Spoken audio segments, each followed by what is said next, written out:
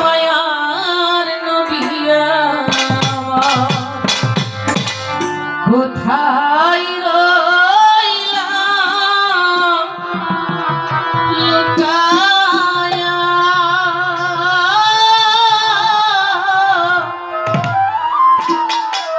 দেখা দেন গো উম্মতের নবী একবার